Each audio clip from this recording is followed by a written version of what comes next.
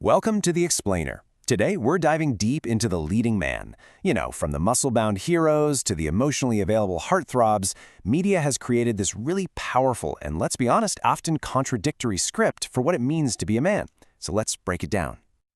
Okay, to kick things off, let's do a little thought experiment. Just for a second, picture a male hero from any movie, TV show, or video game you can think of. Got one? Now ask yourself, what is it exactly that makes him heroic?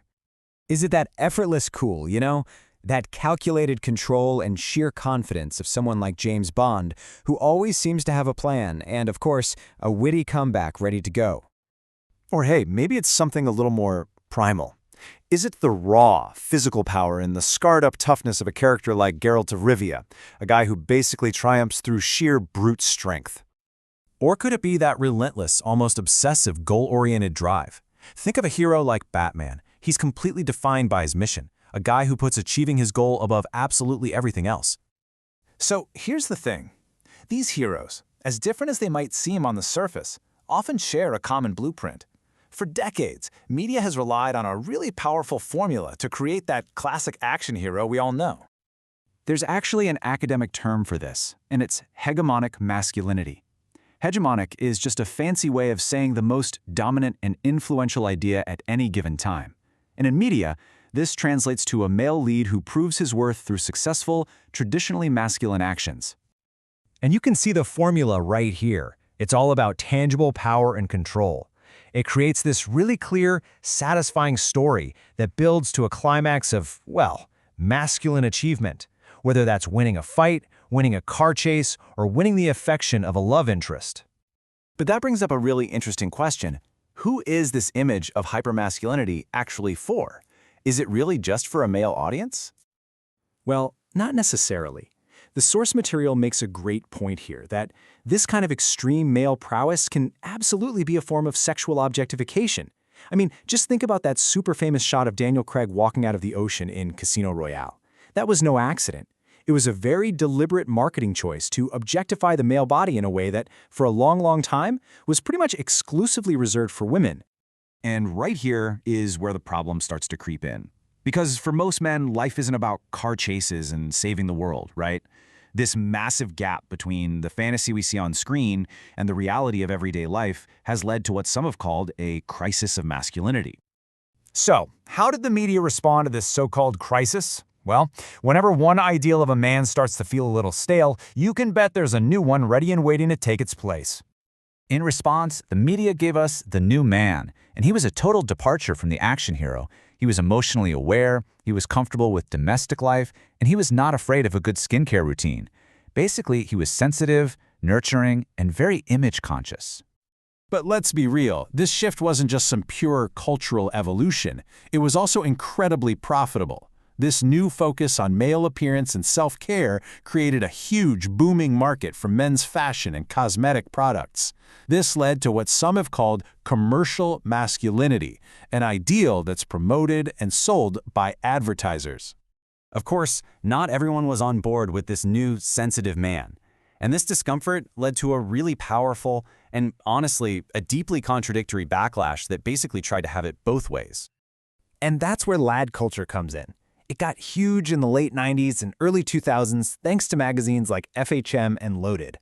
On the surface, it was all about reasserting this authentic masculinity, centered on this checklist: beer, cars, sports, and, well, treating women as conquests, all while making fun of the new man for being feminine. But here's the kicker. If you looked past the loud headlines in those same magazines, a totally different picture started to emerge. Buried in the advice columns were articles tackling these really deep insecurities. We're talking health anxieties, relationship problems, and an obsession with fashion and grooming that was straight out of the new man playbook. So what does that all mean? It means the lad was basically a walking contradiction. He was projecting this traditional tough guy image, while in private, he was the exact same anxious, image-conscious consumer that commercial masculinity was designed to create in the first place. Okay, so this narrow focus on a certain kind of man, whether it's the action hero or the lad, it has a profound consequence. Because by defining what a man is, the media also, by default, defines what he isn't. And that leaves a whole lot of people out of the picture entirely. This brings us to a concept called the heterosexual matrix. It sounds complicated, but it's really just this unspoken but very powerful assumption in mainstream media that being straight is the default setting for humanity. And what that means is that LGBTQ+ identities have historically been marginalized, stereotyped, or just made completely invisible. And this quote from media scholar Larry Gross really gets to the heart of the problem. He argued that when queer characters did show up, it was often just to reinforce the straight, natural order. They were either written out of the story completely, or they only existed to support the straight characters' plotlines. And what this created was a whole set of really harmful tropes. You know the ones. Lesbian characters were often portrayed as villains or these tragic figures who had to be cured or killed off. Gay men were frequently stereotyped as the campy, theatrical figure of fun, or the totally desexualized gay best friend, safe, non-threatening, and always secondary to the main heterosexual plot. But this is where it gets really, really interesting. What happens when the audience just refuses to accept the script that the media is handing them? The viewer takes power. This is where we see the rise of what's called audience subversion. Fans start doing queer readings, finding subtext in shows like Xena Warrior Princess, and claiming those characters as their own. They write /fan fiction, creating entirely new stories that explore queer relationships. And in our digital age, this kind of participatory culture means fans aren't just consumers anymore, they're creators who can sometimes even influence the showrunners themselves. And that really brings us to our ultimate takeaway. The media can spend millions of dollars crafting a very specific script for masculinity, carefully building a narrative.